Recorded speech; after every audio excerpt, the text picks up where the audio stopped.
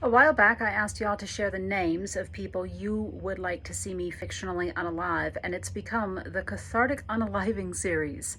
This is an installment, and it's called Entombed, which may not be the most original name, but whatever, I don't care. Gary woke up in complete blackness. He waited for his eyes to adjust, to remember where he was. Neither happened. Disoriented, he reached out, and his hand rammed into something hard, something that drove a splinter under the nail of his forefinger. He cursed, lashing out. His other hand encountered the same splintery surface, and he felt a tear open on the outside of his palm. "What the fuck?" he yelled.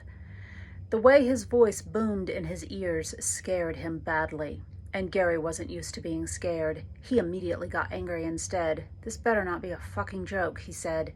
He didn't let himself yell again, refusing to acknowledge that his shouts confirmed something that he would not accept. He was trapped. Taking shallow breaths, he explored his confines. The splintery wood surrounded him, about 6 inches from his nose and only about 4 inches on each side. The darkness pressed in. Grimly, Gary rooted in his left hip pocket and extracted his lucky Zippo. It had a Confederate flag on it, and he dared any schmuck to say anything to him about it. It fired right up, trusty as always, sending the blackness away. Sure enough, unsanded boards on all sides. A nail head poked through up in the corner above his head. Gary temporarily lost his mind. He couldn't control the shouts that tore his throat, the way his legs thrashed against the wood, beating his fists against the planks. Another splinter tore into him. He lost his hold on the lighter, and it tumbled down beside his head. The smell of singeing hair brought him back to himself.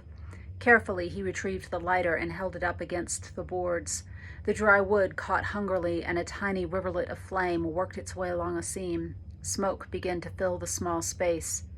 Gary recognized the short-sightedness of this plan as he began to cough. He beat at the flames, and sparks rained down on his exposed skin and burned a hole through his t-shirt. This time, when he began to scream, he could not stop. He knew no one would come, even if they could hear.